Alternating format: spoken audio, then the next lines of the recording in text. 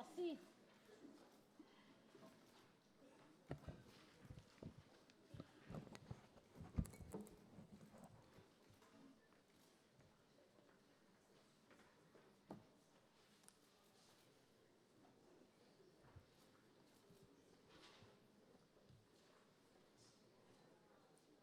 Bonsoir. Bonsoir à toutes et à tous. Je suis Christophe Vitu, président de Terra Nova étudiants. Et ce soir, nous avons l'honneur de recevoir Christiane Taubira, garde des Sceaux, ministre de la Justice.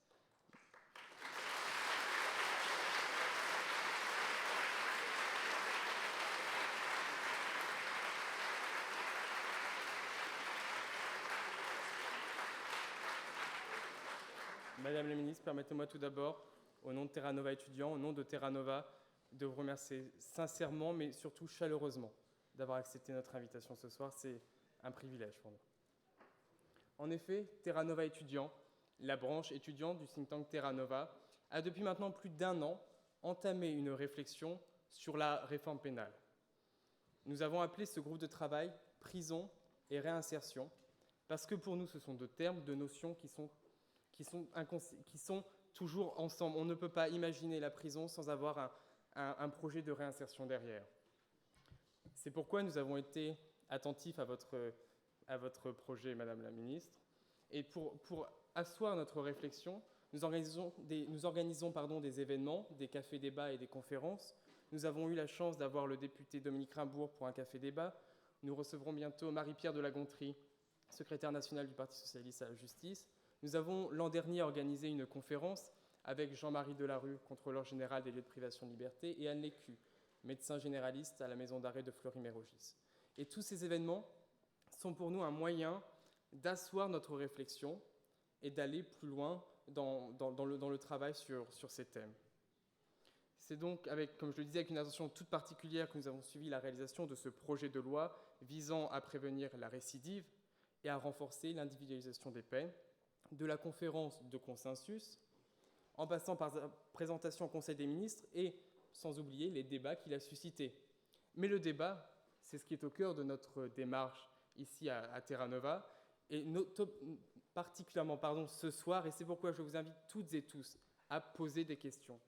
C'est vraiment un cadre ouvert, vous le verrez, donc saisissez l'opportunité d'avoir réponse aux questions que vous posez sur ce thème.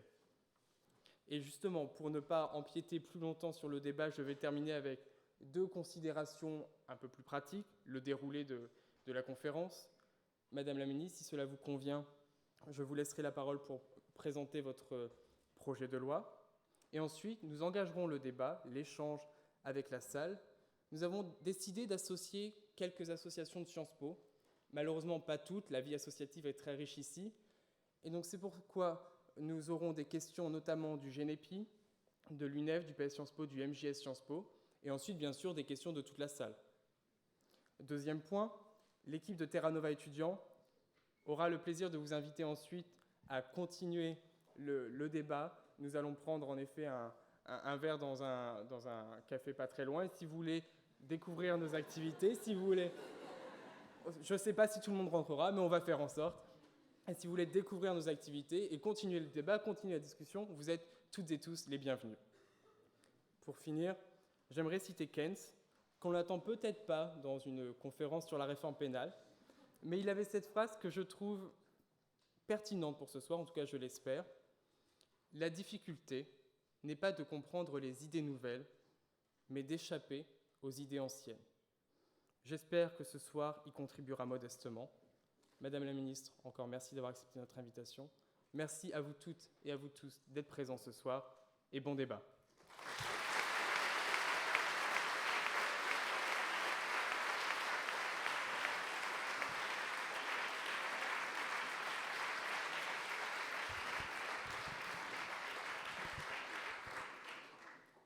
Merci Christophe Vitu, merci Monsieur le Président pour ces mots d'accueil, pour cette introduction et pour cette organisation de l'événement de ce soir. Je suis ravie de passer ce morceau de soirée avec vous. J'ignorais qu'au cœur de Paris, il y avait un café capable de nous accueillir tous. Mais enfin, incontestablement, nous y tiendrons chaud. Je suis ravie d'être là parce que j'aime tous les publics. J'aime tous les publics. Parce qu'il y a toujours des surprises, il y a toujours de l'inattendu dans les publics. Mais s'il y a un public que j'aime en particulier, c'est vous. Parce qu'il y a encore plus d'inattendu avec vous, parce qu'il y a beaucoup d'exigences, parce qu'il n'y a jamais rien de désabusé, il n'y a jamais rien de désenchanté. Voilà, il y a parfois un idéalisme immense, il y a parfois un pragmatisme un peu raide, mais il y a toujours beaucoup d'inattendu avec vous, donc c'est toujours un public que j'ai plaisir à rencontrer. En plus, quand vous m'accueillez aussi chaleureusement, je ne vais pas vous dire que je vous aime parce que... même si mes yeux vont le confirmer, mais parce que j'aime surtout la relation, j'aime a priori, mais j'aime surtout la relation, l'échange, le moment que nous allons partager sur un sujet difficile, sur un sujet extrêmement sensible, mais sur un sujet qui met à l'épreuve à la fois notre raison, notre sensibilité, notre générosité. Et je sais que s'il y a une génération qui est capable d'être à la fois généreuse et exigeante, c'est la vôtre. C'est-à-dire que vous avez la générosité du cœur, mais vous avez l'exigence de l'esprit. Vous avez la générosité du cœur parce que vous n'êtes pas encore pétri de préjugés, vous n'êtes pas encore un peu aigri d'amertume, et puis vous pouvez ne jamais l'être. Hein. Je connais des vieux qui ne sont pas du tout aigris d'amertume, mais vous avez l'exigence de l'esprit parce qu'à cet âge-là, en général, on n'est pas prêt à composer avec le monde. Donc le fait d'être en face de vous, en général, me place face à cela, ce défi extraordinaire qui consiste à concilier à la fois la générosité du cœur et l'exigence de l'esprit. C'est ce que je vous propose d'essayer de faire cet après-midi. Je vais donc vous présenter les grands axes de ce projet de loi, mais nous allons consacrer plus de temps à l'échange. Donc je vais essayer de vous faire une présentation relativement concise, mais bien entendu, vous m'offrirez l'opportunité de développer les choses. D'abord, peut-être le constat. Nous vivons une période un petit peu étrange parce que vous entendez des critiques de toutes sortes et souvent d'une virulence extraordinaire de la part de personnes qui ont été aux responsabilités jusqu'à la mi-2012 et qui critiquent aujourd'hui la situation pénale et la situation pénitentiaire. Sauf qu'il se trouve que nous n'y avons pas encore touché, ce que je regrette profondément pour tout vous dire. Mais nous n'avons pas encore touché aux textes pénaux et nous sommes en train de gérer une situation pénitentiaire, mais qui dépend évidemment des textes et de la politique pénale qui a été conduite ces dernières années. Et nous gérons cette situation de l'administration pénitentiaire à droit constant pour l'instant. Il est quand même assez extraordinaire d'entendre des critiques extrêmement virulentes de personnes qui portent très directement la responsabilité au sens noble du terme. Hein. Je ne suis pas dans la querelle lorsque je parle de cela. Je suis vraiment dans la responsabilité d'État, c'est-à-dire que lorsqu'on a en charge la puissance publique, on doit répondre des actions que l'on a conduites. Donc, nous avons des personnes qui sont directement responsables de cette situation et qui passent leur temps à la critiquer, donc c'est assez étrange comme phénomène parce qu'objectivement, ils passent leur temps à faire leur propre bilan. Mais il faut qu'on en sorte parce que la situation n'est pas satisfaisante. Le constat, c'est une inflation pénale. Vous êtes jeune, le dernier quinquennat, ça remonte à 1 an et demi, moins 5, ça fait, c'est pas de l'arithmétique ça, c'est du calendrier. Donc de 2007 à 2012, vous étiez à peine adolescent, pré-ado, mais vous avez dû suivre un peu les choses quand même. Donc vous savez que sur les 5 dernières années, et même si on remonte sur les 10 dernières années, il y a eu une centaine de lois modifiant le code pénal ou le code de procédure pénale. 33 modifiant le code de procédure pénale, 67 modifiant le code pénal. Donc il y a ce qu'on a appelé à plusieurs reprises, pas forcément d'ailleurs les responsables politiques, des universitaires aussi ont utilisé ces notions, il y a eu ce qu'on appelle de l'inflation législative. Les lois sont les règles communes, ce sont les règles sur lesquelles se fondent nos relations dans la société. Il est donc important, et je parle là à des étudiants, je parle là à une génération qui viendra aux responsabilités, il est important que nous écrivions les lois avec la plus grande précaution et avec le plus grand sérieux.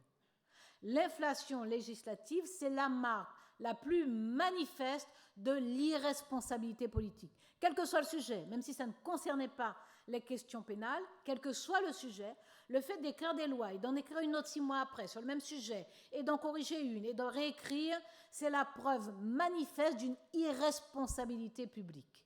Parce que la responsabilité publique suppose que lorsqu'on écrit les lois, on les écrive avec toutes les précautions nécessaires, que suppose le fait d'avoir à l'esprit que c'est une règle qui va s'imposer à tous, puisque la loi est de portée générale, c'est inscrit dans la Déclaration universelle des droits de l'homme et du citoyen, la loi est de portée générale, nous savons que lorsque le Parlement adopte un texte de loi, cette loi va s'appliquer à tous les citoyens.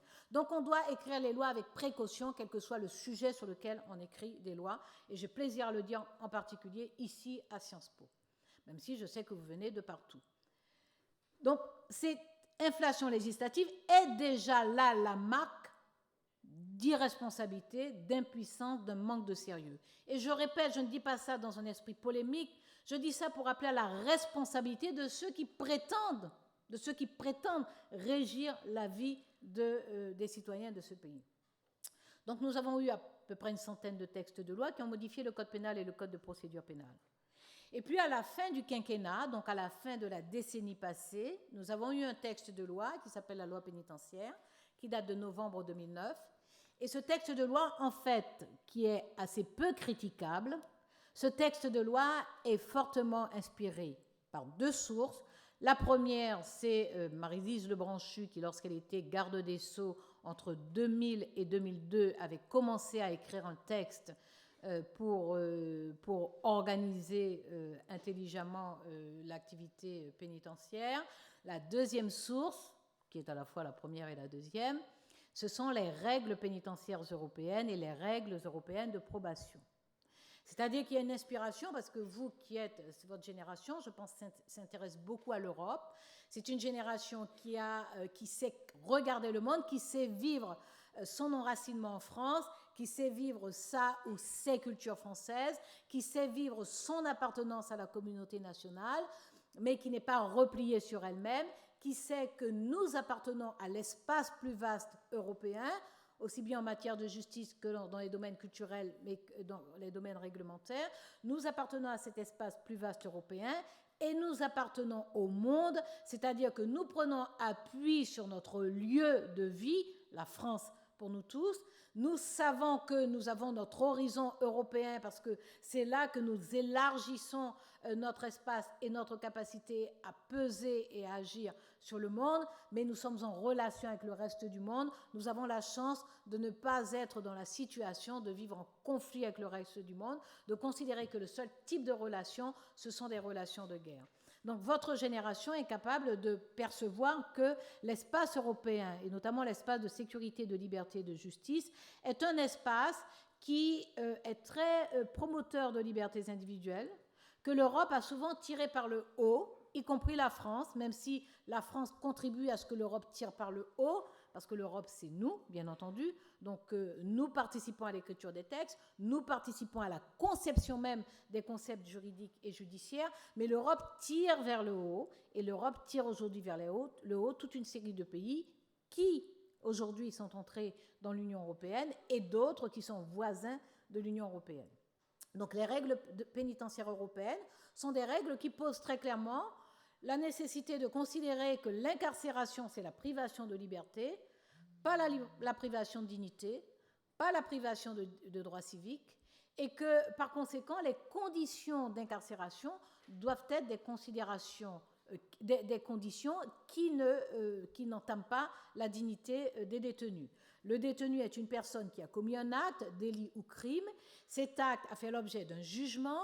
La juridiction a prononcé une sanction. Cette sanction peut être une incarcération. Cette incarcération, c'est une privation de liberté. Par conséquent, la loi pénitentiaire de 2009 est une loi qui est inspirée par ces règles pénitentiaires. Et cette loi de 2009, elle dit, entre autres, elle dit qu'en cas de décision judiciaire d'incarcération jusqu'à 2 années d'emprisonnement, s'il n'y a pas de mandat de dépôt, il y a lieu de regarder si cette peine d'incarcération peut être aménagée. C'est-à-dire que nous sortons d'une décennie où il y a eu une accumulation de lois pénales ou de modifications des procédures pénales qui ont une tendance lourde, toutes, c'est qu'elles sont de plus en plus répressives, au sens où elles aggravent les sanctions, au sens où elles ont inclus dans la catégorie des délits, donc susceptibles de peine d'incarcération, des actes qui jusque-là étaient des actes qui étaient punis, qui étaient considérés comme des contraventions et punis d'amende. Donc on a élargi le champ des délits, on a aggravé les peines d'incarcération, on a augmenté la durée de ces incarcérations.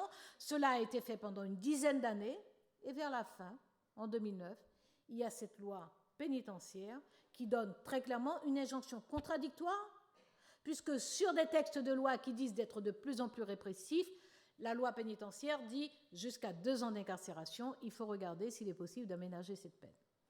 Ça veut dire que, d'abord, évidemment, il y a le poids de l'Europe. Ça veut dire, bien sûr, que surtout, ceux qui ont produit cette inflation législative répressive se sont rendus compte que, de toute façon, ils avaient produit les conditions d'embolie du système.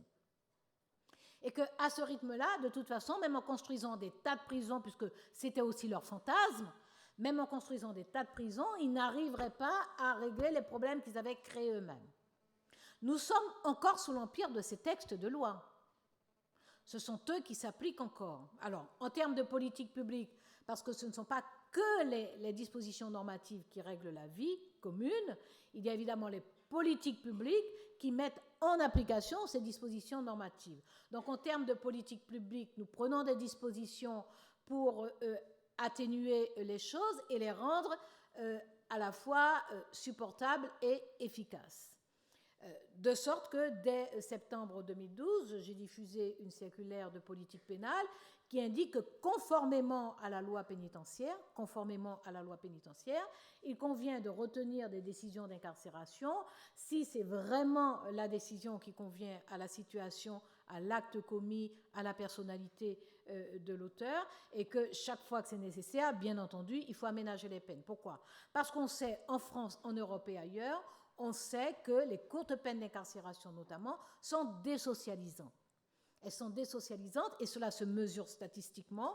Cela se mesure au nombre de personnes qui entrent dans les établissements pénitentiaires et qui sont sans domicile fixe, à peu près 7%, et au nombre de personnes qui sortent des établissements pénitentiaires sans solution d'hébergement. Ils sont en moyenne 14%, 10 à 14%. Autrement dit, le passage en prison, y compris en termes de mesures statistiques, le passage en prison aggrave la rupture sociale, notamment en termes d'hébergement ou de logement. Lorsqu'on regarde les statistiques également en termes d'accès à la formation professionnelle ou d'emploi, nous avons 30% des personnes qui sortent de nos établissements pénitentiaires qui sont sans emploi, même précaire. Nous avons 25% des personnes qui déclarent une ou plusieurs addictologies. Et donc, une population à 25%, c'est-à-dire un taux moyen plus élevé que la moyenne nationale, d'analphabètes, d'illettrés, donc de personnes qui ne sont pas armées pour s'inscrire dans une démarche d'insertion ou de réinsertion. Autrement dit, ces personnes-là, si elles sortent de nos établissements sans le moindre accompagnement, sans le moindre encadrement, sont des personnes qui sont livrées à elles-mêmes et qui ne sont ni armées, ni en condition, ni en situation de sortir éventuellement d'un parcours de délinquance. C'est ce que l'on appelle les sorties sèches. C'est-à-dire qu'il y a les détenus expurgent leur peine, ils peuvent sortir un peu avant avec une solution d'accompagnement, ils peuvent sortir juste au dernier jour de l'exécution de leur peine et ils sont dans la nature. 80% des détenus actuellement sortent dans ces conditions-là, sans aucun encadrement, sans aucun accompagnement. 98% dans les maisons d'arrêt. Les maisons d'arrêt, ce sont les lieux où sont retenues les personnes détenues en courte peine ou les prévenus qui sont encore dans le processus judiciaire parce qu'ils sont en appel ou qu'ils sont en cassation. Donc, ils sont encore dans le processus judiciaire. Ça veut dire ça peut être des criminels, mais comme ils sont encore dans le processus judiciaire, ils sont prévenus. Donc, dans les maisons d'arrêt où il y a une majorité de personnes qui purgent de courtes peines, 98% des personnes qui en sortent sans le moindre encadrement. C'est-à-dire ce court moment où il advient souvent une rupture des relations familiales, une rupture des relations sociales, parfois un emploi qu'on avait et qu'on a perdu entre-temps. De ces établissements-là sortent des personnes qui n'ont aucun encadrement, aucun accompagnement. Donc ce sont ces choses-là que nous allons corriger. Comment nous avons décidé de le faire ?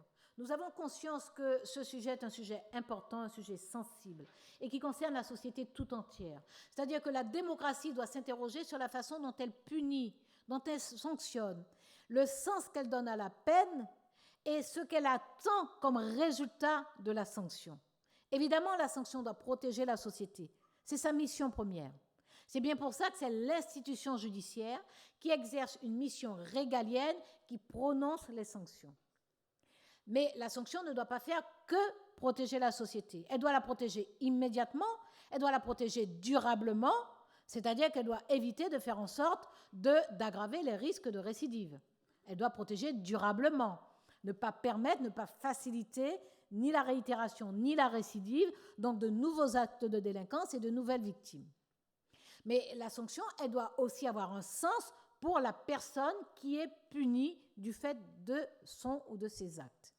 Elle doit avoir un sens pour la victime, qui doit percevoir que la société la protège bien, d'une part, par cette sanction, mais que la société aussi veille à la réparation du préjudice qu'elle a subi du fait de l'acte commis par la personne condamnée. Et puis la sanction doit servir aussi à la personne condamnée à comprendre sa relation à la société, aux règles de la société, aux lois de la société, sa relation à elle-même, sa relation à la victime et sa relation à son avenir. Et c'est en ce sens que même les peines de prison doivent être des peines qui préparent au retour dans la société, qui préparent à la réinsertion, qui préparent à l'autonomie de la personne dans sa vie à venir. Nous apportons donc des réponses à cette situation de sortie sèche, c'est-à-dire sans le moindre accompagnement. Nous le faisons par un rendez-vous judiciaire qui a lieu systématiquement, obligatoirement, plutôt, le mot obligatoire est plus précis, un rendez-vous judiciaire qui doit avoir lieu obligatoirement aux 2/3 de l'exécution de la peine.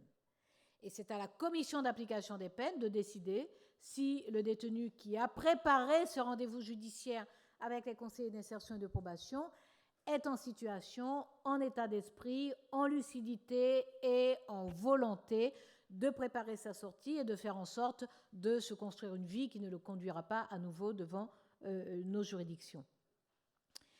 Ça, c'est la réponse à la sortie sèche. Et puis, bien entendu, il y a cette préparation à la réinsertion qui doit se faire pendant le temps de l'incarcération.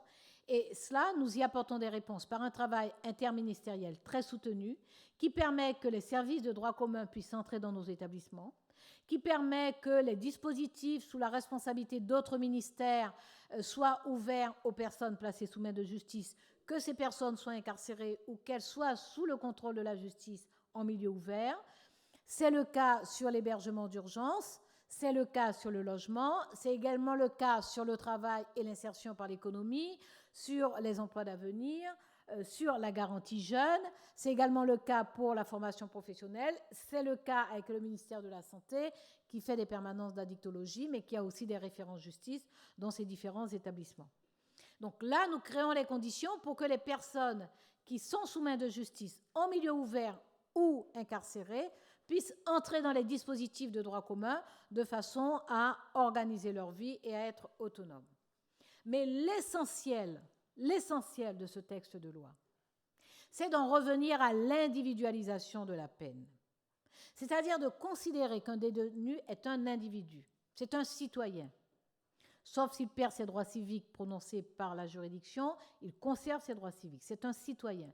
Mais c'est surtout un individu, au sens où les philosophes et les penseurs des Lumières ont défini l'individu. C'est-à-dire qu'on échappe aux aliénations, qu'on échappe à des appartenances qui réduisent nos libertés, mais qu'en contrepartie, bien entendu, nous acquérons de la responsabilité. Et donc ce projet de loi d'individualisation de la peine et de prévention de la récidive est un projet de loi qui pose très clairement que les magistrats, qu'il s'agisse du parquet ou du siège, doivent être en situation de saisir l'individu qui est en face d'eux. De le saisir dans ce qu'il est, dans sa personnalité, de le saisir dans son parcours familial, son parcours social, de le saisir par rapport à ses motivations à l'égard du fait de l'acte qu'il a commis, de saisir les circonstances aussi qui l'ont conduit à commettre ces actes ou les circonstances dans lesquelles il les a commis, de le saisir dans son attitude, sa prise de conscience de l'acte, ce que je disais tout à l'heure, son rapport à la société, son rapport à la victime, de le saisir dans tout cela, de le saisir dans sa dynamique, dans son évolution possible, et à partir de là, de prononcer la peine la plus juste, la plus adaptée et donc la plus efficace. C'est-à-dire qu'avec ce texte de loi, nous faisons converger à la fois une conception philosophique de l'individu qui est un citoyen, qui est responsable de lui-même, qui est responsable de ses actes, mais qui est responsable aussi de son avenir, qui peut construire lui-même, écrire lui-même sa destinée personnelle.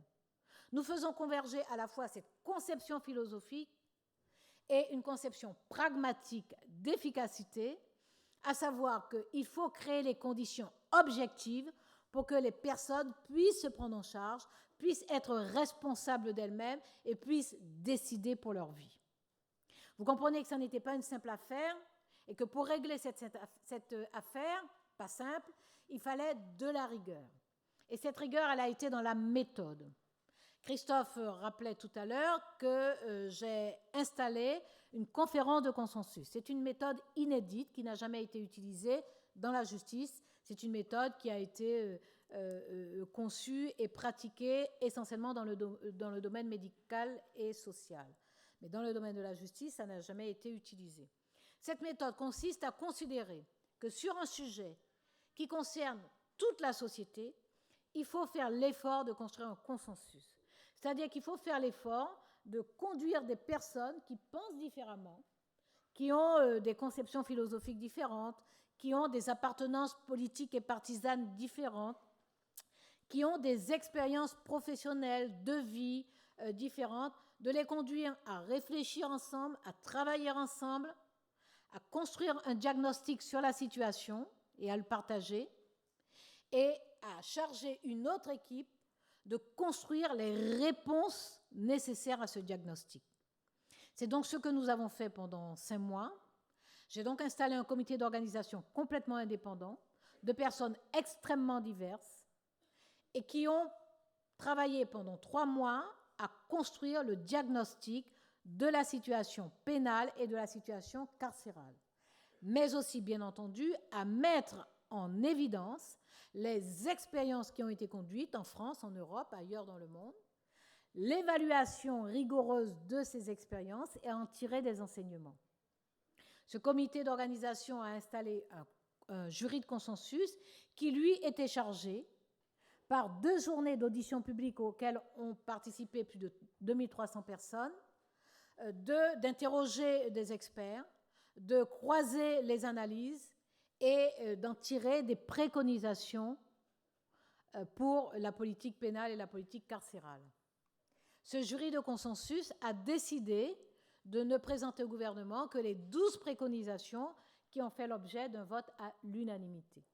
Donc un double consensus a pu être construit, un premier consensus sur le diagnostic, quel est l'état des lieux, quelle est la réalité de la situation, quelles sont les méthodes et les procédés qui ont fonctionné ici ou ailleurs, et un deuxième consensus, un consensus sur les réponses qu'il faut apporter à cette situation, c'est-à-dire les préconisations en matière pénale et en matière carcérale. C'est sur la base de ces préconisations que moi-même j'ai ouvert un cycle de concertation et que nous avons consulté pendant plusieurs semaines avant d'écrire le projet de loi dont je viens de vous dire les 3 grands axes.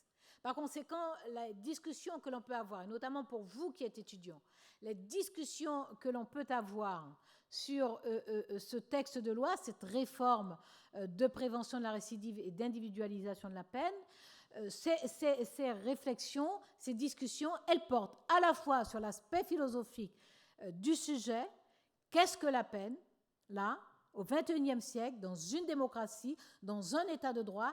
Qu'est-ce que la peine? Que signifie la peine? Quel sens peut-elle transporter aussi bien pour l'auteur des actes, c'est un texte qui ne concerne que les délits, pour l'auteur des actes, pour les victimes et pour la société?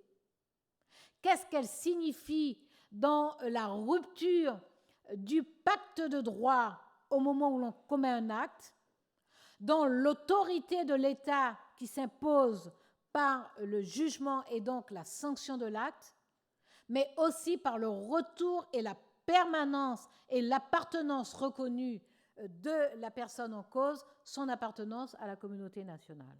Donc nous avons cet aspect philosophique et j'espère que vous allez l'aborder, parce que si on ne l'aborde pas à votre âge, je ne sais pas quand on va le faire, au mien, mais enfin bon, ça fait tard.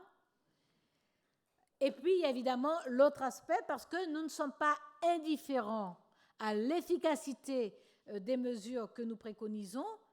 Nous ne sommes pas indifférents à l'efficacité ni pour les personnes mises en cause, parce qu'il est mieux pour elles que les mesures qui sont prises soient efficaces, parce que ça leur permet de sortir éventuellement d'un parcours de délinquance. Nous ne sommes surtout pas indifférents à l'efficacité de ces mesures, parce que, je le répète, prévenir la récidive, ça veut dire éviter de nouveaux actes de délinquance, c'est donc éviter de nouvelles victimes, c'est éviter de nouvelles souffrances. Il y a quand même une noblesse dans l'action publique d'être capable d'éviter de nouvelles victimes, d'être capable d'éviter de nouvelles souffrances. Même si ce que l'on évite ne se voit pas, ne se mesure pas, autre chose se mesure. Nous pourrons mesurer la baisse des sorties sèches, nous pourrons mesurer la baisse de la récidive, nous ne pourrons pas mesurer l'absence d'actes de délinquance, même si, en creux, nous savons le manque d'actes de délinquance nouveaux du fait justement de l'abaissement du taux de la récidive. Mais il y a quand même une très très belle noblesse, une très grande hauteur, une grandeur même réellement, dans une démocratie, à agir par la voie des politiques publiques, par la voie de l'action publique, à agir de façon à éviter de nouvelles victimes. Donc nous ne sommes pas indifférents au devenir de celles, de ceux qui, à un moment de leur vie, ont commis un acte répréhensible qui doit être sanctionné. Nous ne sommes pas indifférents au fait que éviter la récidive, cela veut dire éviter des actes de délinquance, donc éviter de nouvelles victimes. Et c'est quand même le moteur le plus stimulant de cette action que nous conduisons. Et ce que je souhaite pour ma part, c'est que vraiment nous puissions la conduire vite et que nous puissions la conduire avec la force et l'énergie d'une société qui sait s'élever à la hauteur de son histoire, qui sait se porter au rendez-vous qu'elle a aujourd'hui. Que signifie la justice au XXIe siècle? Que signifie la sanction et la peine au XXIe siècle?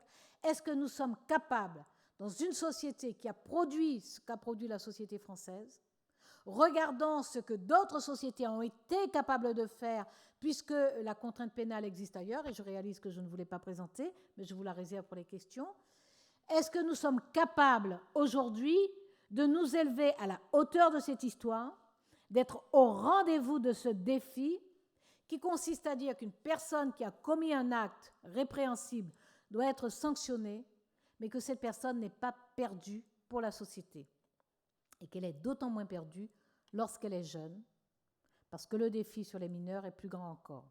Mais ce texte de loi ne concerne pas les mineurs, ça n'interdit pas des questions sur les mineurs, mais il y a une responsabilité très lourde et très forte à être capable de sortir un citoyen du chemin de la délinquance. Et c'est quand même le beau défi que se donne ce texte de loi. Je vous remercie.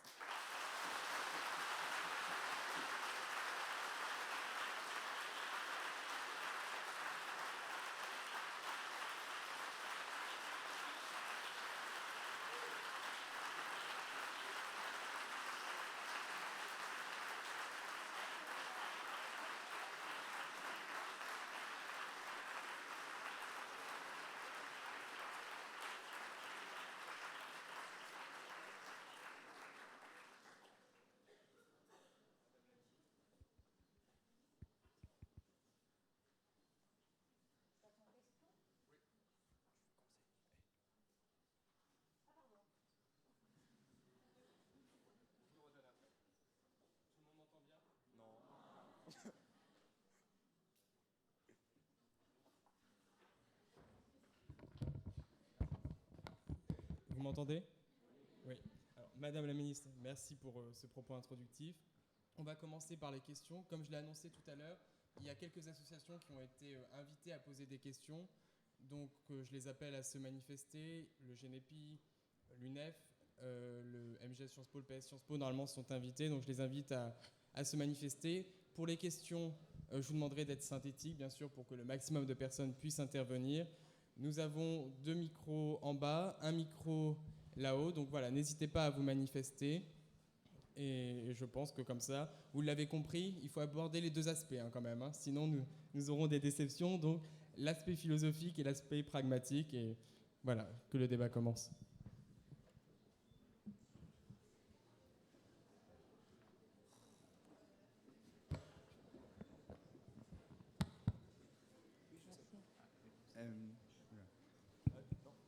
Bonsoir Madame la Ministre. La question pour le PS Sciences Po. En haut, sur le balcon. L'une des nombreuses critiques qu'on fait à votre réforme, ce serait que supprimer les peines planchées et la sûreté, et la rétention de sûreté, ce serait laxiste. Or, en faisant cela, vous redonnez de la liberté aux juges. Comment le ministère de la Justice peut répondre au fait que redonner de la liberté aux juges, c'est être laxiste? Merci beaucoup.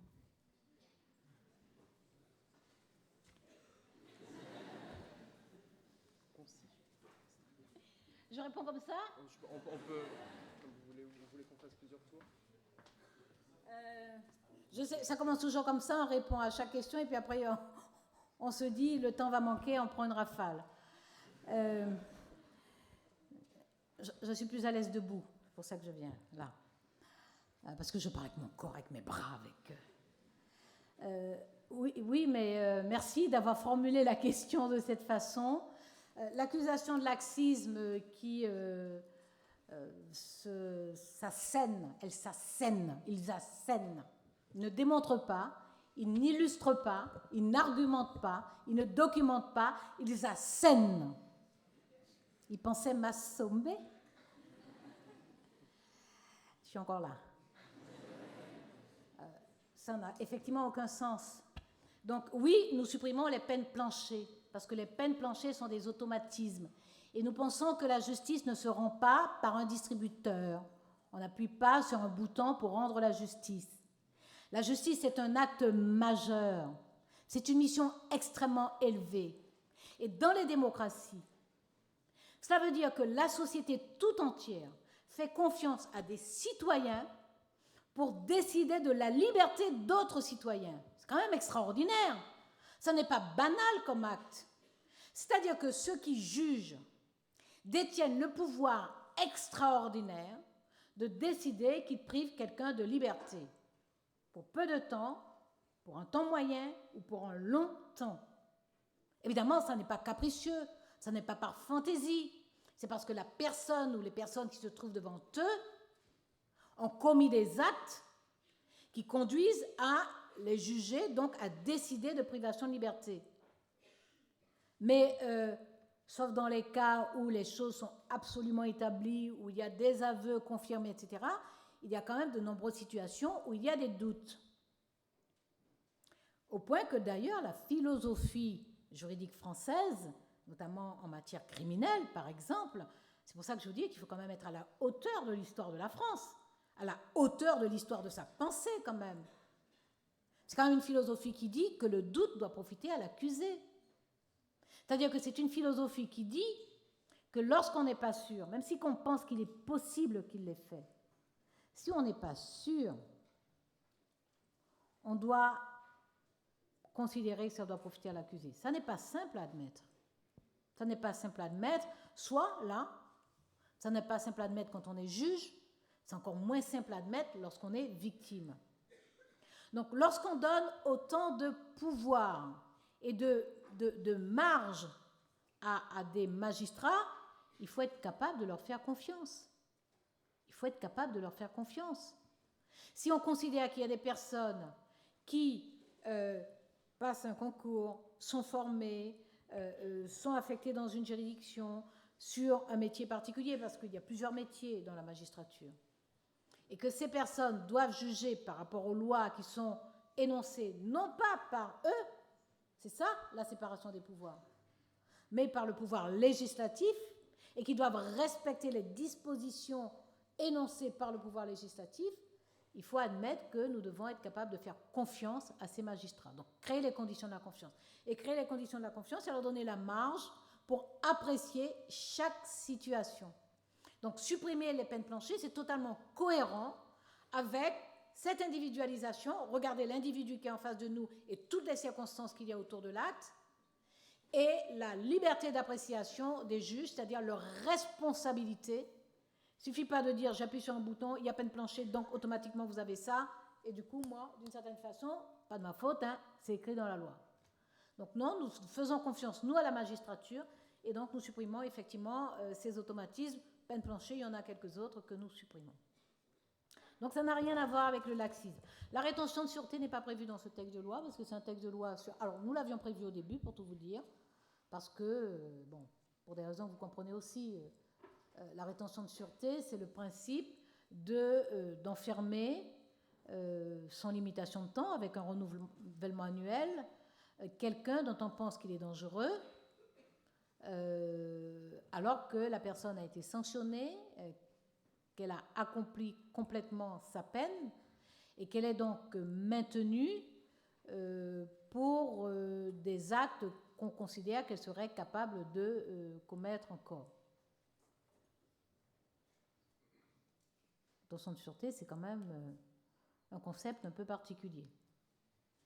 Voilà. Alors, c'est facile de faire la rétention. Alors, ça n'est pas dans ce texte. On verra ce qu'il adviendra au Parlement, mais ça n'est pas dans ce texte. Mais c'est facile de faire de la rétention de sûreté lorsque on ne fait pas le nécessaire pour que les psychiatres en nombre suffisant soient rattachés aux juridictions, lorsqu'on ne fait pas le nécessaire pour qu'il y ait tous les personnels de santé, lorsqu'on ne fait pas le nécessaire pour qu'il y ait les soins octroyés aux personnes qui en ont besoin. Alors voilà, on réduit les effectifs, on fait la RGPP, la révision générale des politiques publiques, on ne remplace pas les fonctionnaires, on ne recrute pas dans les métiers de soins, et puis après on dit on enferme les gens à vie. Bon. Là aussi, il y a une question philosophique. La réponse est un peu longue. Je ferai mieux. Du coup, on va enchaîner avec les 3 autres questions. Donc, je pense qu'il reste encore quelques associations qui doivent s'exprimer. Manifestez-vous. Ah. Bonsoir Madame la Ministre. Je suis membre du GENEPI et je suis ici pour parler en son nom. Et pour vous dire, tout d'abord, qu'on considère que l'idée dont s'inspire votre réforme est une idée fondamentalement bonne. Attendez la suite. Il y a un petit moment sur le bon. C'est une idée d'inspiration positive parce qu'elle contribue au refus qui est le nôtre, que nous partageons et en faveur duquel nous sommes engagés. Le refus de mettre la prison au centre du dispositif pénal et au centre du dispositif répressif. Ce refus, c'est pour nous une nécessité dès lors qu'on prend en considération les effets dévastateurs et par conséquent contre-productifs que la prison a, et notamment sur les courtes peines, on l'oublie trop souvent, ces courtes peines qui sont l'objet unique de votre réforme.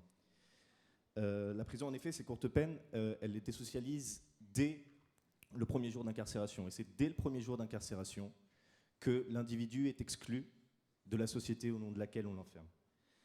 C'est pourquoi il est fondamental, et en cela nous accueillons favorablement votre réforme, que cette société comprenne que l'enfermement doit toujours rester une mesure d'exception et que jamais il doit constituer une norme. Mais cela étant dit, et si donc nous accueillons favorablement votre réforme, nous pensons que votre réforme, tout en se revendiquant de cette idée, ne l'exprime en quelque sorte qu'à demi-mot, qu'elle ne va pas au bout de sa logique. Et ça se reflète dans 2 points centraux de votre réforme sur lesquels j'aurais donc 2 questions précises à vous poser. Le premier point, c'est la contrainte pénale. D'aspiration positive, donc, puisqu'elle contribue, comme vous le dites, à mettre en place une alternative à la prison qui ne soit pas une alternative à la peine. Pourquoi avez-vous décidé de laisser la possibilité au juge d'application des peines de prononcer l'incarcération en cas de non-respect des obligations de la part du condamné? Cette possibilité que vous laissez au juge change radicalement les choses et montre bien l'impossibilité qu'il y a en France à considérer une peine totalement détachée de la prison. Et dès lors, amoindrit jusqu'à la rendre presque invisible, la différence avec le sursis avec mise à l'épreuve. Et ma deuxième question concerne le seuil d'aménagement des peines dont vous avez parlé tout à l'heure en référence aux directives européennes. Pourquoi, alors qu'il était jusqu'à maintenant fixé à 2 ans, décider de l'abaisser à 1 an ? Autrement dit, pourquoi au moment même où, via la contrainte pénale, vous essayez de limiter l'incarcération pour les courtes peines, décider par cette mesure quelque chose qui aura l'effet exactement inverse ? Voilà. Alors bien sûr, nous sommes conscients des difficultés politiques et sociales qui s'imposent à vous. Mais néanmoins, quelles seront vos positions sur ces points lors des discussions au Parlement, et notamment face aux amendements qui seront proposés ? Et est-ce que vous tenterez de pousser un peu plus loin le compromis social en faveur de la refonte initialement annoncée du système probatoire ? Merci.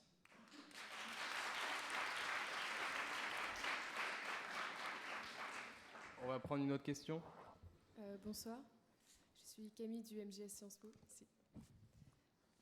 Donc notre question ne porte pas sur le contenu de la réforme que nous approuvons sous tous ces rapports, mais plutôt sur son acceptation au sein de la société et notamment au sein de l'opinion publique qui a plutôt eu tendance, selon les sondages, à ne pas être d'accord avec votre réforme. Donc ça fait des années que le MJS mène cette bataille culturelle sur le terrain et on aimerait savoir comment le gouvernement peut agir de manière à faire accepter donc, cette vision du sens de la peine, du sens véritable de la peine, de cette vision de la lutte contre la récidive qui soit à l'opposé des peines planchées, et surtout d'un discours qui nous a été imposé, d'un discours du tout carcéral et de cette vision de la prison comme finalement solution unique et automatique.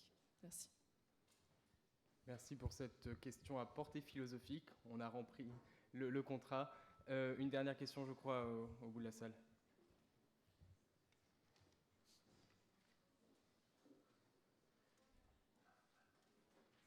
Bonsoir Madame la Ministre, je suis la porte-parole de l'UNEF ce soir. D'abord, merci à vous d'être venus pour répondre aux questions des étudiants et présenter votre réforme. Et puis merci aux membres de l'association Terra Nova d'avoir proposé à l'UNEF de poser une question à Madame Taubira. Comme nous l'avons vu, la réforme pénale que vous proposez élabore une rupture avec les politiques répressives et sécuritaires de ces dernières années. L'UNEF partage cette vision d'une justice insistant sur la prévention et l'humanisation des peines de justice.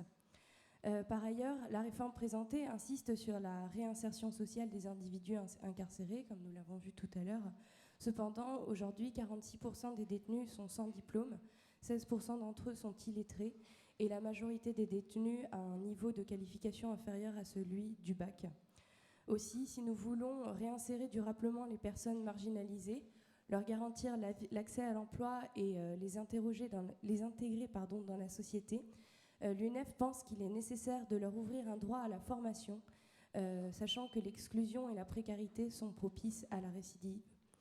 C'est pourquoi l'UNEF propose d'affirmer dans le projet de loi que vous proposez les droits à l'éducation et à la formation professionnelle par le biais de conventions entre régions, universités et établissements pénitentiaires pour que les universités proposent des formations aux étudiants empêchés.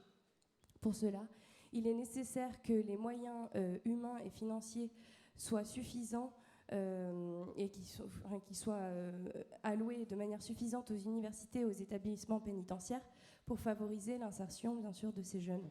Enfin, les droits sociaux dont disposent les étudiants doivent être ouverts aux étudiants empêchés afin de leur permettre un véritable accès aux études. Aussi, l'UNEF a remis son dossier sur les étudiants empêchés il y a quelques mois à vous, Madame la Ministre, et nous souhaiterions donc savoir dans quelle mesure la réforme prévoit l'ouverture à la formation des jeunes empêchés. Merci.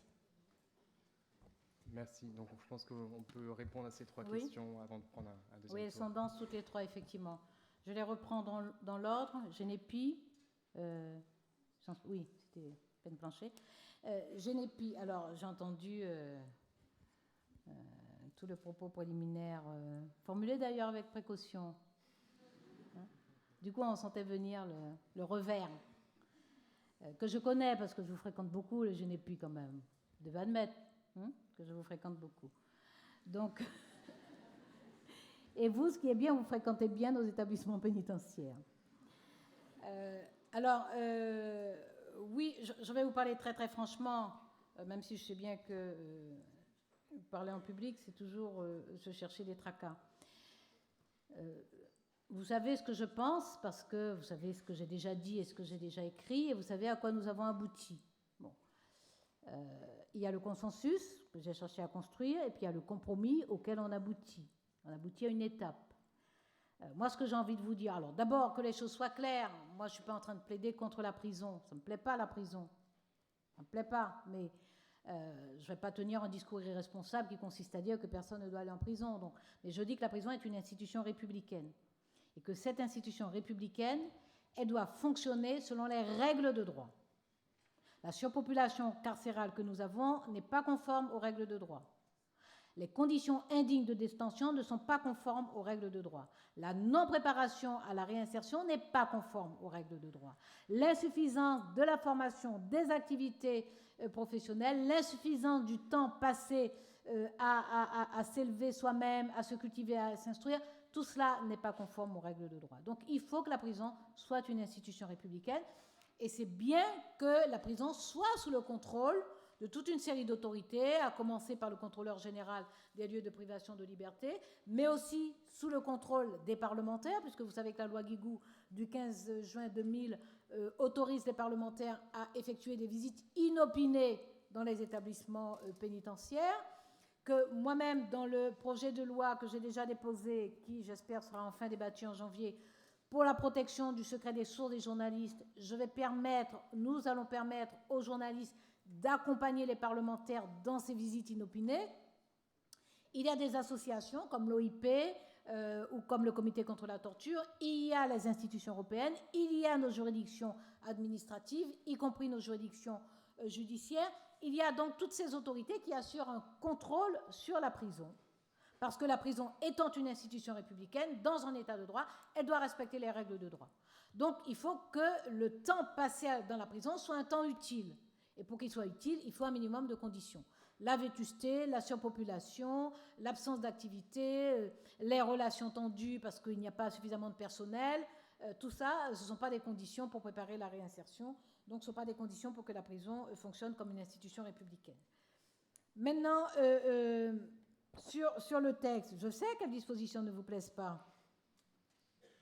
Vous croyez qu'elles me plaisent, moi? Alors, ce que je peux vous dire, c'est que vous avez tous des députés là où vous vivez. Vous avez tous des députés.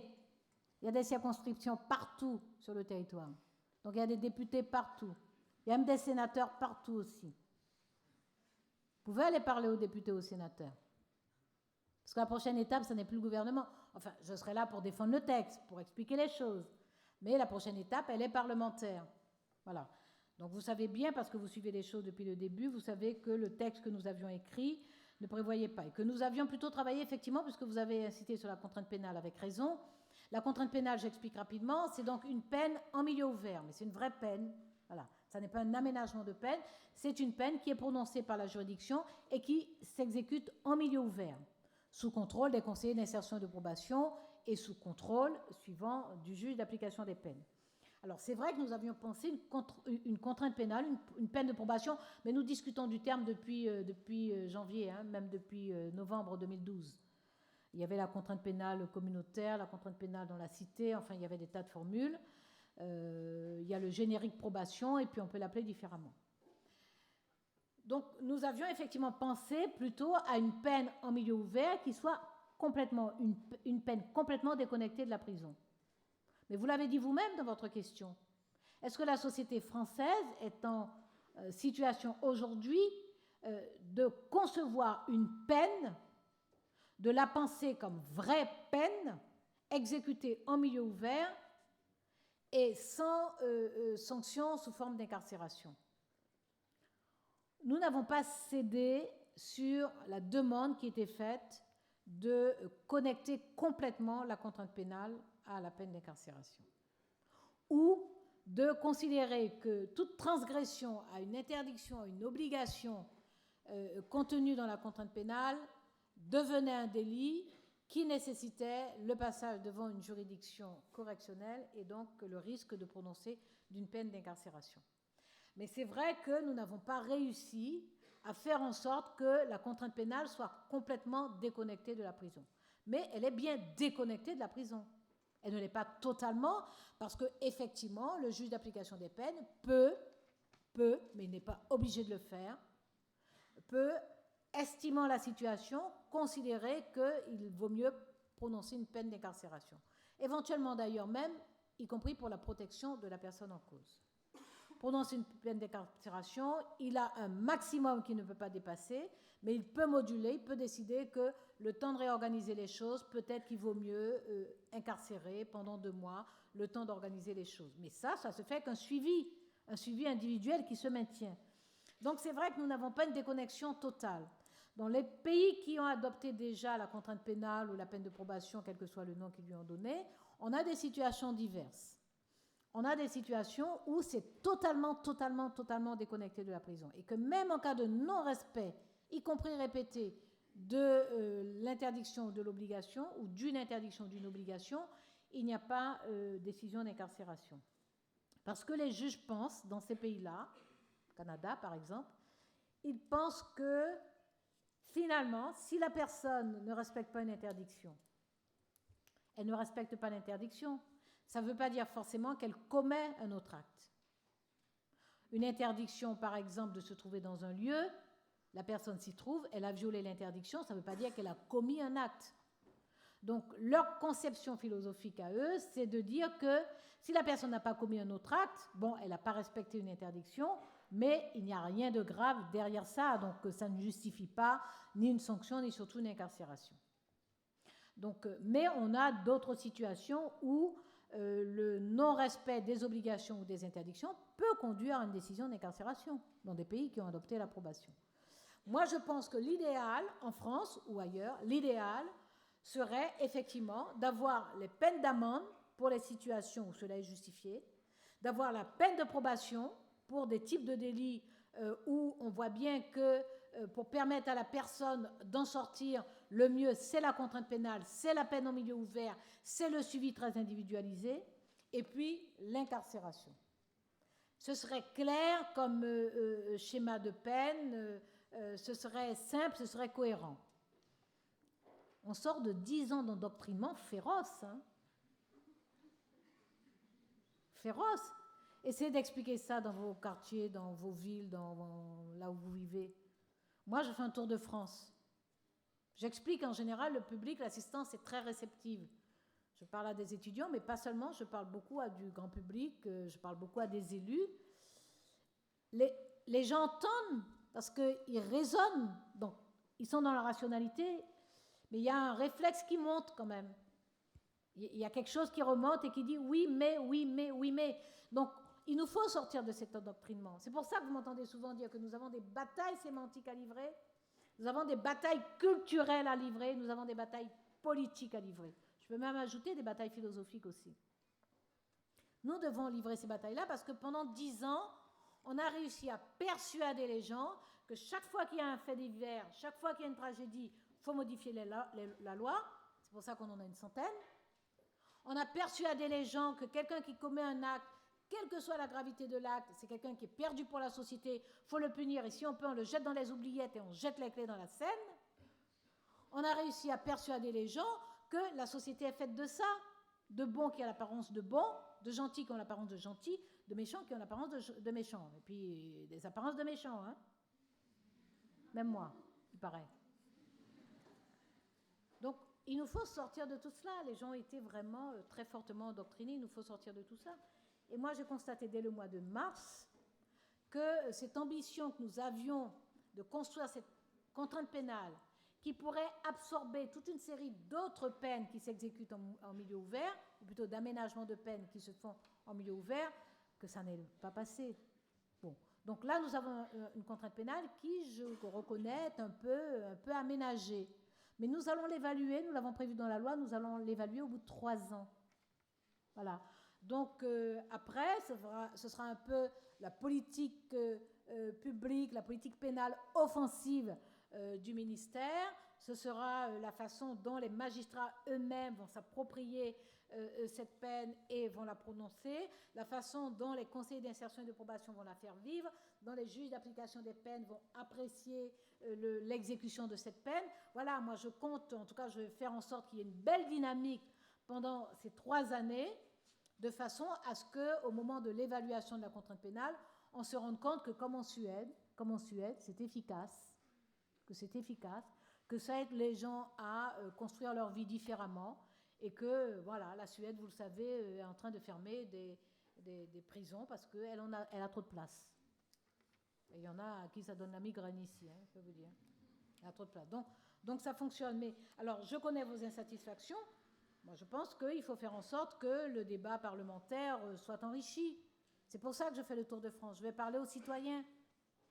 Et quand nos échanges montrent qu'ils perçoivent les choses, qu'ils y adhèrent, je leur dis, allez voir vos députés. Parce que vos députés, eux, ils sont pris dans l'engrenage. Ils peuvent être aussi sincèrement dans le doute. Et puis, ils s'inquiètent parce qu'ils voient bien l'opinion publique, ce qu'on leur dit, l'opinion publique, et les sondages qu'on leur sert 15 à la douzaine chaque jour. Ils voient bien tout ça. Donc, voilà, il faut aussi que les citoyens rassurent les députés. Et leur disent que, voilà, ce que vous êtes en train de faire, ce que vous vous apprêtez à faire, c'est bien pour la société. Et en plus, ce sera efficace. Sur l'aménagement des peines, c'est pareil, vous allez convaincre vos députés. Sur le seuil d'aménagement. Camille. Oui, ben c'est la même question, enfin, en tout cas, c'est la même logique. Hein. Qu'est-ce qu'on fait pour l'acceptation par la société? Voilà, on lui explique. Moi, je trouve d'ailleurs, hein, depuis que j'ai entrepris ce Tour de France, qu'il y a une tension qui est tombée. Hein. Alors, à la faveur d'un fait divers ou d'un drame, tous les spéculateurs et tous les démagogues vont se dépêcher d'utiliser, c'est ce qu'ils font systématiquement. Moi, j'ai fait des faces aux lecteurs dans des régions un peu très, très tendues, très conservatrices, pour dire les choses poliment. L'échange, y compris avec ces personnes-là, parce que lorsqu'on parle aux gens, lorsqu'on convoque leur intelligence, lorsqu'on convoque leur raison, même lorsqu'ils sont sur des positions réactionnaires au départ, moi j'ai eu des échanges parfois qui étaient très très durs pendant les 20 premières minutes, très très durs, que je suis laxiste, que je favorise les violeurs, moi des monstruosités inimaginables, qu'on me regarde et puis on m'envoie ça à la figure. Alors souvent ils les disent à la télé devant une caméra, je ne suis pas en face. Mais là, je suis en face et on m'envoie des choses comme ça à la figure. Alors moi, en général, quand on me cogne, je cogne aussi. J'admets. Donc on a des moments très très durs parce que les échanges, moi je ne prends pas des histoires comme ça. Je ne prends pas des histoires comme ça, que je favorise des violeurs, que je fais que des choses en faveur des criminels, etc. Je ne les prends pas. Donc ça castagne.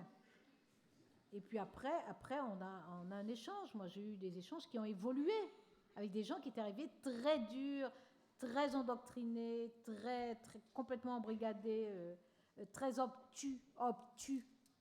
Et puis qui répètent la même question. Plus je leur réponds, plus ils répètent la question sous forme de slogan.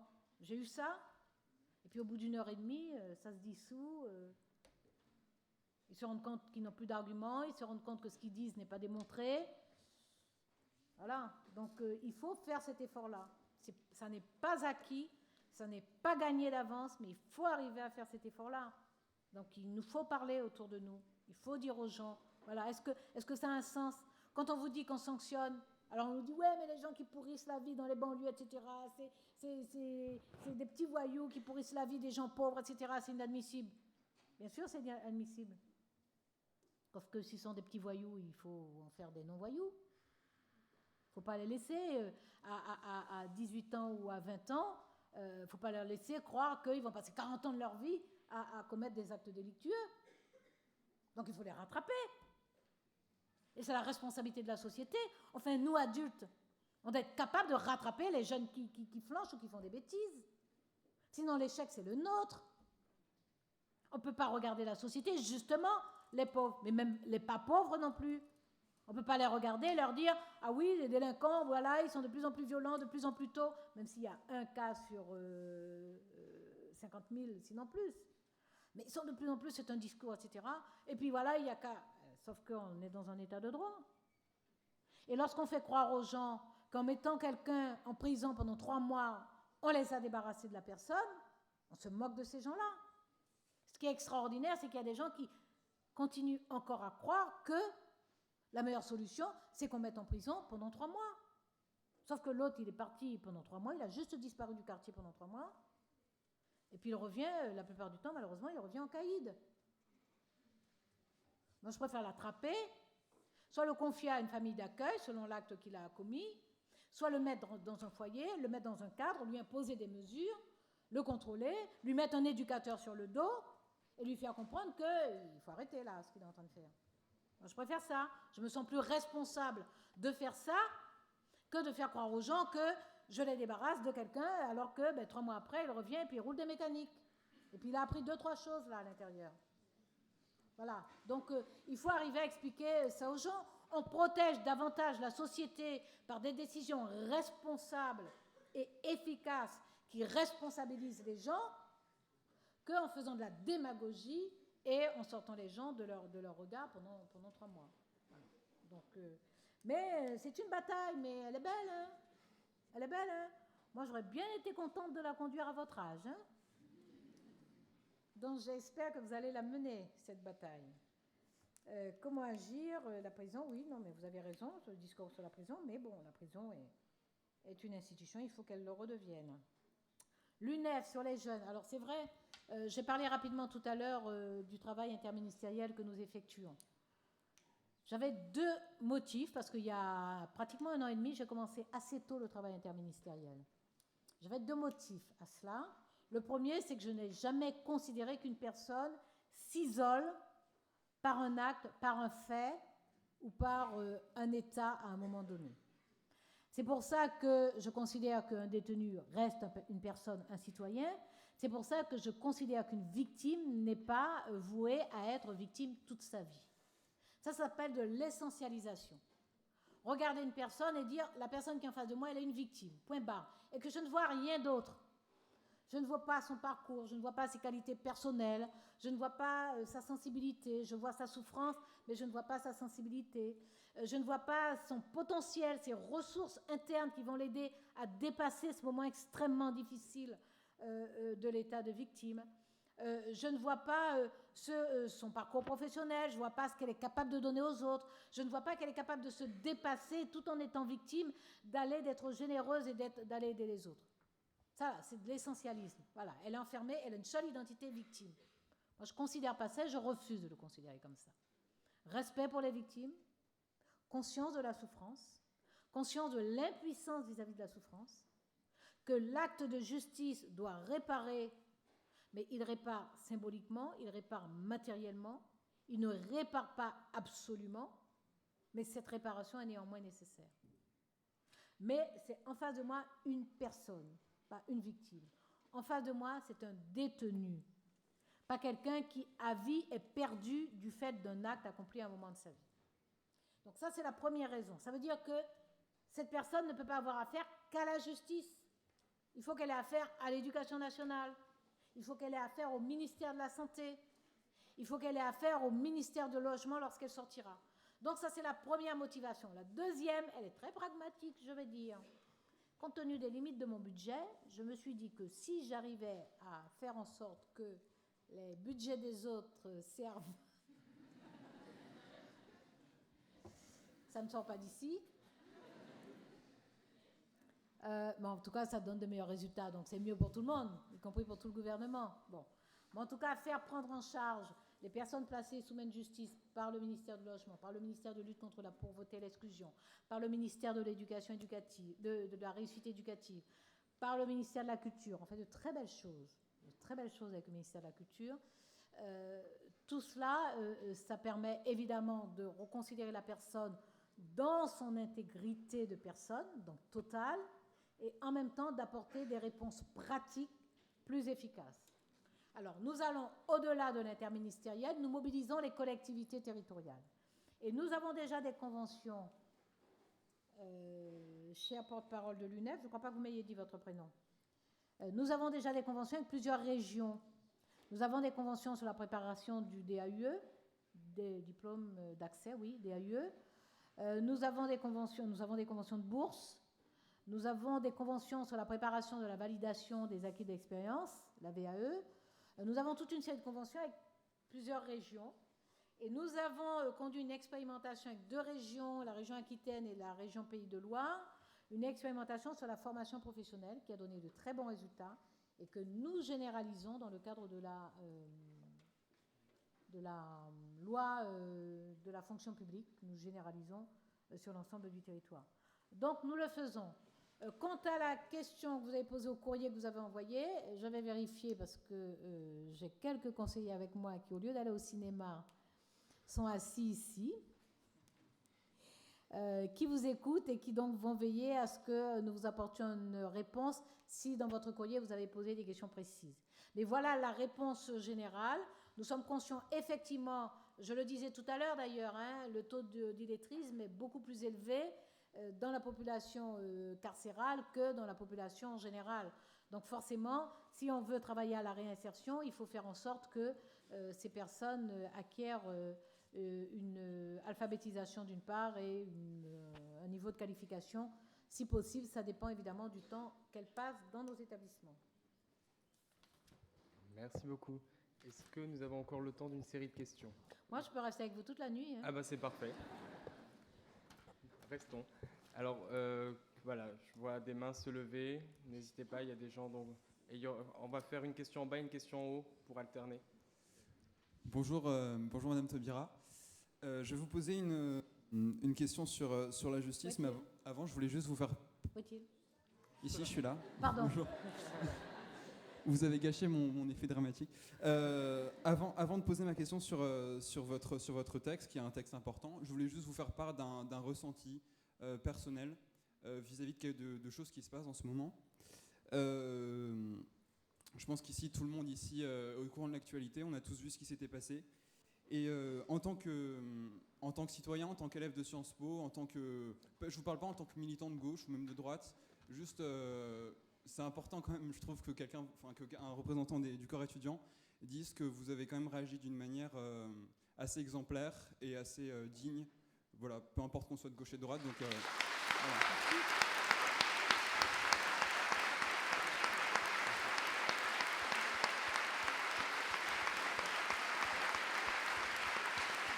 Merci.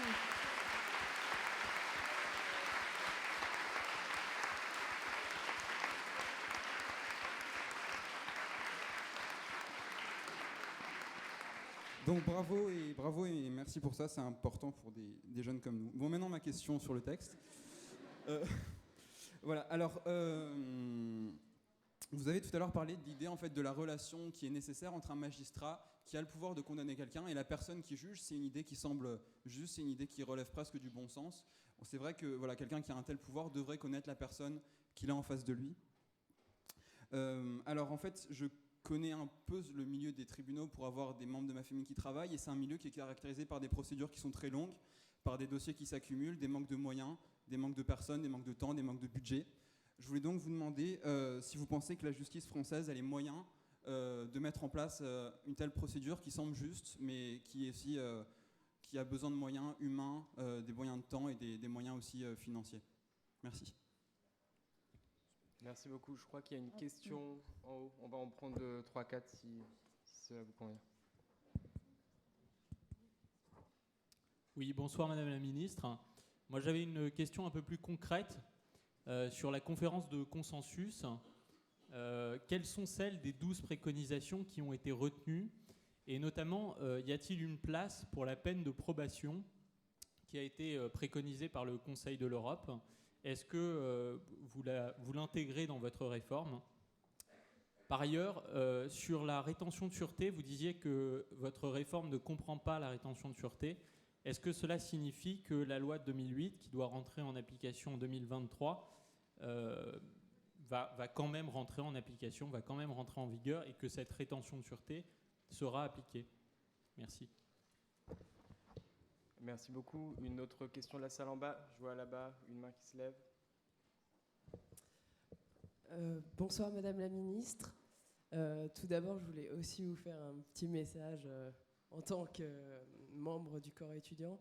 On dit que vous êtes la ministre du laxisme. Enfin, j'ai entendu des termes comme ceci, mais je pense que vous êtes plutôt la ministre du courage, surtout en ce moment, avec ce que vous vivez et ce qu'on vous fait un peu subir, qui n'est pas du tout justifié. Et je voulais vous demander, vous prenez exemple des pays nordiques concernant les procédures judiciaires et tout ce qui est pénitentiaire, notamment au niveau de la prison, quand on voit ce qui se passe au niveau de la Suède et au niveau des Pays-Bas, qui, comme vous l'avez dit, sont en train de désengorger leur prison. Mais comment on peut comparer la situation de ces pays qui ont un nombre d'habitants totalement inférieur au nôtre? Par exemple, la Suède a 10 millions d'habitants et nous, on en a 65 millions. Donc proportionnellement, le nombre de détenus va être complètement différent et les moyens financiers requis ne sont absolument pas les mêmes. Voilà, merci. Merci beaucoup. Une question en haut, je pense, oui.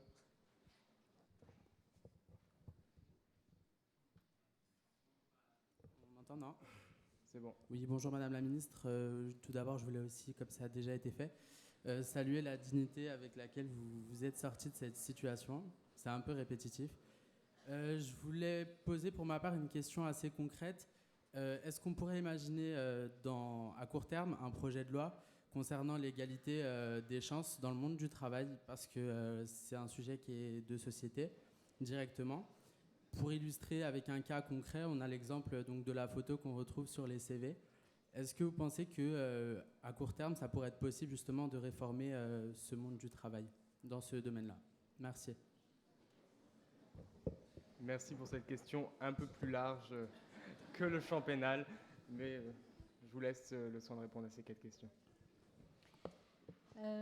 Merci pour vos propos. Moi, je vous dis franchement que je suis d'un tempérament optimiste en général. Merci pour vos propos et vos encouragements très, très, très chaleureux.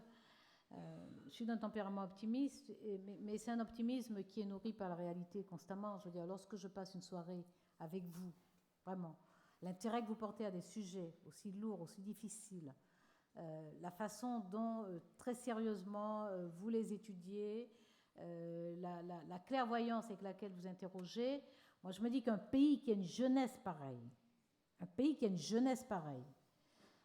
est un pays qui a son avenir dans ses mains. C'est juste qu'il ne le sait pas, c'est juste qu'il n'en est pas conscient, c'est juste qu'on lui fait croire le contraire. Mais un pays qui a une jeunesse pareille, c'est vous la force dynamique, c'est vous le monde dans lequel vous allez vivre, c'est vous qui allez le modeler, c'est vous qui pouvez le transformer. Sauf si vous couchez et que vous vous laissez faire. Mais voilà, donc ça veut dire que à partir du moment où je dis ça, c'est-à-dire que lorsque la matière principale, celle qui fait la valeur des sociétés, celle qui fait leurs règles, celle qui fait leur bonne ou leur mauvaise santé et du niveau que vous êtes, c'est haut les cœurs. C'est haut les cœurs. Il faut juste se poser et réfléchir ensemble. Mais les capacités, elles sont là. Elles sont là. Ça veut dire que rien ne doit nous effrayer. Rien ne doit nous effrayer, y compris les hurlements, les vociférations, les choses putrides. Rien ne doit ni nous toucher, ni nous effrayer. Vous vivez à un moment où vous avez connaissance, vous vivez en présence. Édouard Glissant disait, il parlait des langues là. Il dit, je parle français en présence de toutes les langues du monde. Et que toutes les langues parlent en présence de toutes les langues du monde.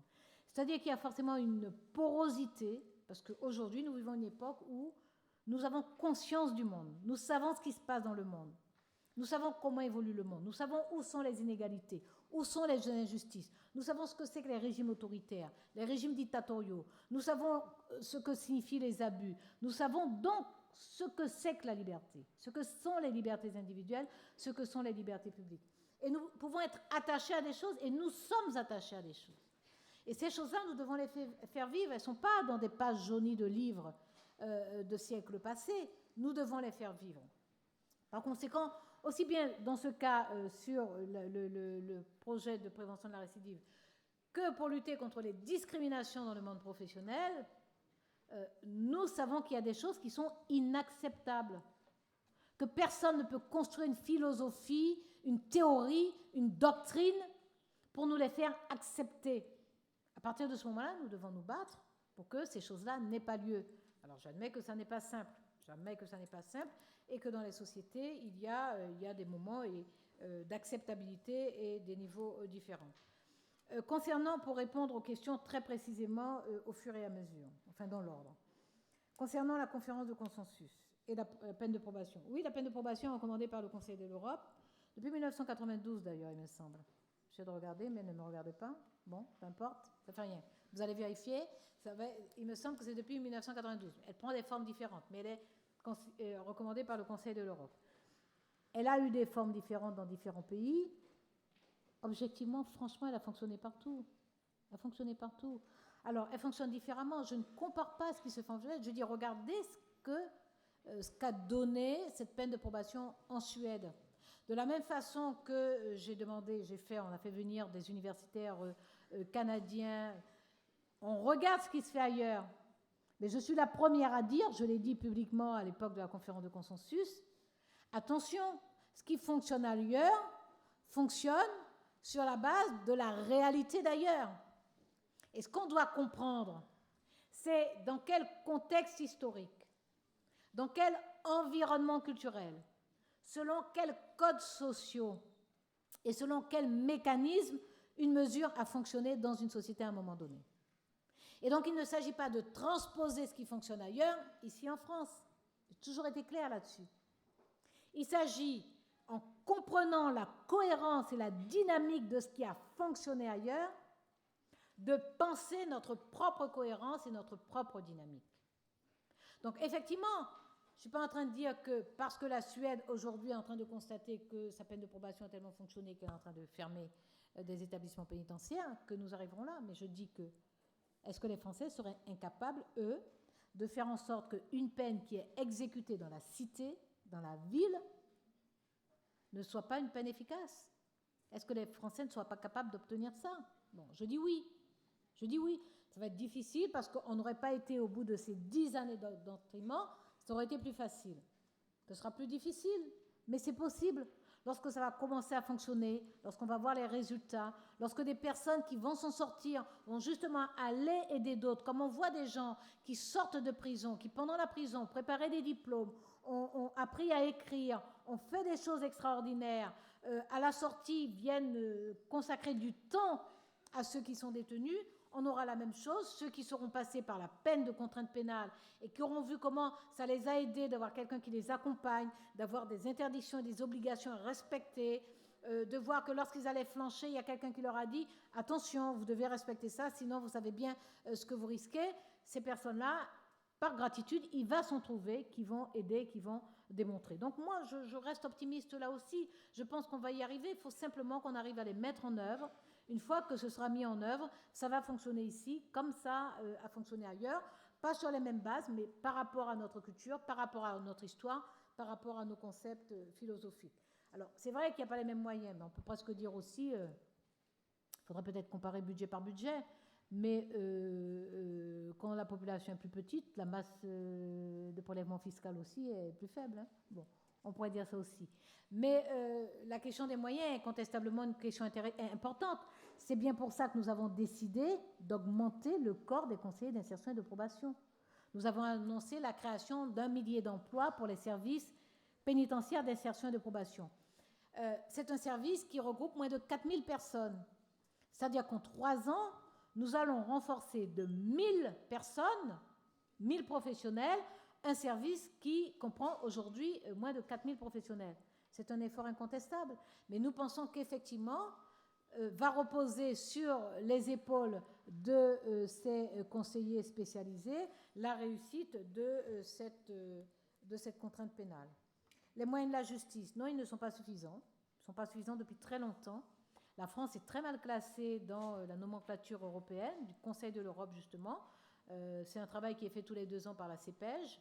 Et la France est très mal classée. Donc, incontestablement, on manque de moyens. Il n'empêche que ce gouvernement a augmenté le budget, que nous avons fait des arbitrages pour améliorer les moyens de fonctionnement de nos juridictions, que nous créons des emplois alors que nous sommes arrivés sous l'empire de la RGPP, la Révision générale des politiques publiques, donc des suppressions d'emplois, des annonces de non-remplacement de départ à la retraite. Moi, je suis en train de me battre justement pour remplacer les 1400 magistrats qui partiront à la retraite sur le quinquennat.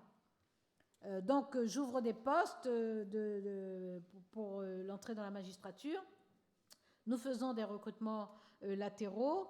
Nous rattrapons des magistrats qui se trouvent à l'extérieur. J'ai doublé le nombre d'auditeurs de justice que forme l'École nationale de la magistrature. Donc, au contraire, nous apportons des effectifs. Pour les greffiers, c'est la même chose. Nous apportons des effectifs dans nos juridictions. Des moyens budgétaires aussi. Malheureusement, nous sommes dans une période très contrainte.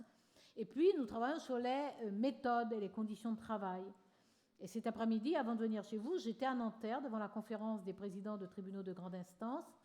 Je circule beaucoup dans les juridictions parce que j'ai mis en place des groupes de travail, une commission sur le ministère public et j'ai mobilisé un institut de recherche pour préparer la réflexion sur les réformes nécessaires pour la justice du XXIe siècle.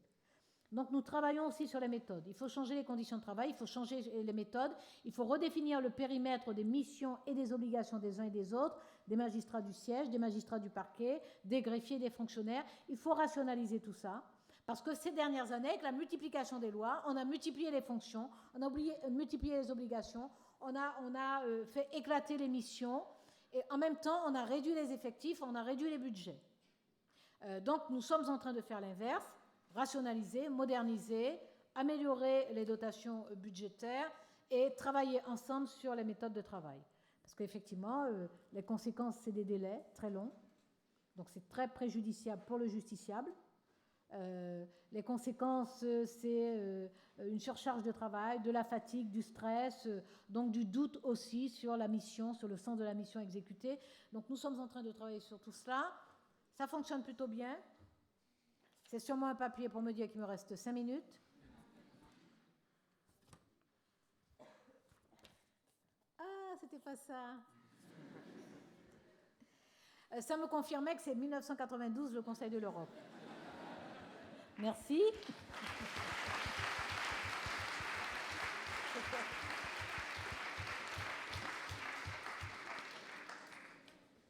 Donc il faut faire en sorte effectivement que les magistrats puissent faire leur travail. Donc nous réfléchissons aussi à l'équipe autour du magistrat, des assistants spécialisés, nous réfléchissons à l'évolution du métier de greffier. Donc c'est un travail qui est en cours.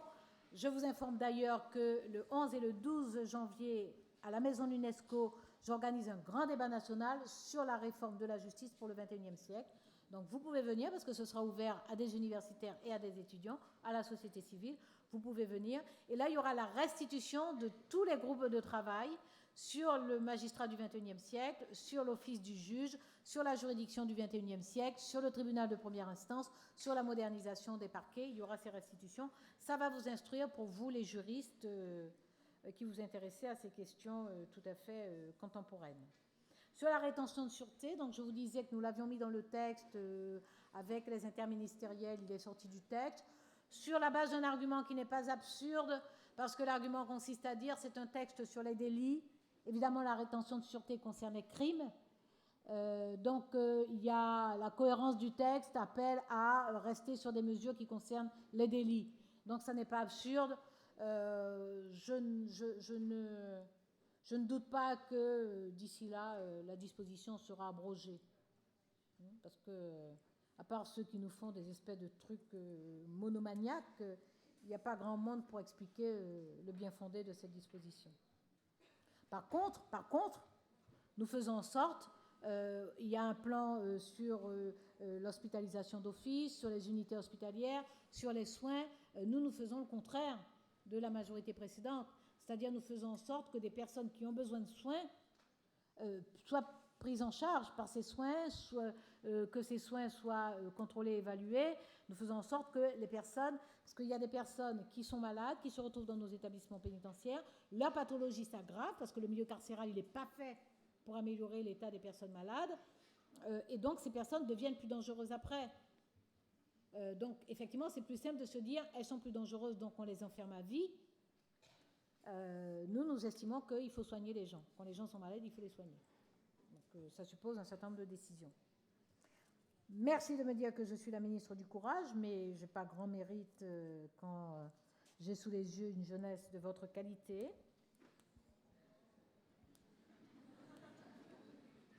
Ce que je vous dis là, ce n'est pas un compliment, hein? C'est une obligation. C'est que je vois que vous êtes de qualité et je sais que vous pouvez vous laisser aller. Donc je suis en train de vous dire que vous êtes de qualité, que vous avez le devoir non seulement de rester de qualité, mais d'améliorer de plus en plus vos qualités personnelles et collectives. Ce que je suis en train de vous dire, vous êtes une jeunesse de qualité. Si ce pays finit par sombrer dans le déclin qu'on lui prédit, vous y aurez votre part. Moi, je vous le dis clairement. Clairement. Parce que la force d'un pays, c'est depuis quoi? C'est Alfred Sauvy, la richesse des nations? Non, c'est pas Sauvy, je sais pas, c'est un autre. Bon. Enfin, il y a longtemps qu'on sait que les économistes sérieux savent que la richesse des nations, ce sont les peuples. C'est l'énergie des peuples. C'est l'intelligence des peuples. C'est l'ingéniosité des peuples. Il y a longtemps que les économistes sérieux savent ça. Les économistes moins sérieux vous expliquent le marché.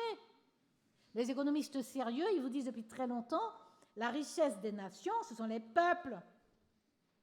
Donc quand la génération des jeunes est comme vous, intelligente, qu'elle a accès à la formation, aux études, qu'elle a la possibilité de participer à des débats, qu'elle a accès aux travaux, à la connaissance, celle produite par son pays, celle produite par l'Europe, celle produite par le reste du monde, qu'elle est formée à des langues et qu'elle est capable de lire, y compris dans d'autres langues, quand un pays a une jeunesse comme ça, ce pays-là n'a pas le droit d'échouer. Voilà, c'est ce que je vous dis là. J'espère que vous comprenez que je suis en train de vous gronder. Oui? Bon. Voilà, donc voilà, l'avenir de la France, il est entre vos mains. Ne laissez pas faire. Ne laissez pas faire. Des gens qui croient qu'ils vivent au 19e siècle veulent construire le pays et dire ce qu'il faut. Mais il faut leur expliquer que non. Leur tour est passé. Ensuite, égalité des chances, j'ai répondu, je crois. Comment comparer les proportions? Je crois que j'ai répondu à tout, non? Non? Oui. Ça nous Merci, laisse le Christophe. temps pour une dernière question. La dernière, j'avais vu une main. C'est le se café lever qui va là-bas. fermer. Bon, il y a quelqu'un qui a le micro. Allez-y. Bonsoir Madame la Ministre. Donc ma question est assez pragmatique. Vous l'avez dit, la réforme pénale suppose un suivi individuel et donc l'augmentation du nombre de conseillers d'insertion et de probation. Et donc j'aimerais savoir concrètement comment assurer le coût de ces nouveaux postes. Merci. Les postes de probation? Comment on va assurer les coûts? Parce que vous pensez que je peux venir annoncer quelque chose si je n'ai pas les sous qui vont avec? Non, mais le millier de postes... alors d'abord, c'est vrai que j'ai répondu un peu vite en disant que nous créons 1000 postes pour les services d'insertion et de probation sur 3 ans. Hein. D'abord parce que nous avons une école pénitentiaire qui forme les conseillers d'insertion et de probation et que notre école a une capacité de formation de 400. Donc ça n'a pas de sens de créer 800 postes et puis de ne pas être capable de former les gens. Bon. En plus, il faut être en mesure d'absorber les nouveaux conseillers. Donc ça n'a pas de sens non plus d'en faire trop juste pour impressionner et que ce ne soit pas efficace. Mais nous ne faisons pas qu'un effort sur les effectifs. Donc ces postes, ils sont financés. Ils sont financés. Donc 400 en 2014, 300 en 2015, 300 en 2016. Donc les budgets sont là. Mais il n'y a pas que les effectifs. Il y a aussi les méthodes là également. Il y a les référentiels métiers. Comment on pense le métier de conseiller d'insertion et de probation, les méthodes de prise en charge, les méthodes d'accompagnement, les outils d'analyse, tout ça est mis au pot. J'ai installé un groupe de travail, ou plutôt un comité de pilotage qui pilote plusieurs groupes de travail et qui réfléchit à tous ces points-là. Donc, quelle méthode sur l'ensemble du territoire, comment on mutualise les méthodes, comment on met ensemble les innovations, comment on les évalue, comment on prend en charge, comment on construit justement le suivi dans le cadre de la contrainte pénale. Tout cela, c'est qualitatif et c'est au moins aussi important que l'augmentation des effectifs. Donc les budgets sont là, soyez sans crainte, mais en plus, on va au-delà des budgets. Même au niveau des recrutements, les groupes de travail réfléchissent à la diversification des profils de recrutement. Pour l'instant, nous avons majoritairement des juristes, mais nous pensons qu'il faut mélanger les profils professionnels, les profils de formation et les profils professionnels.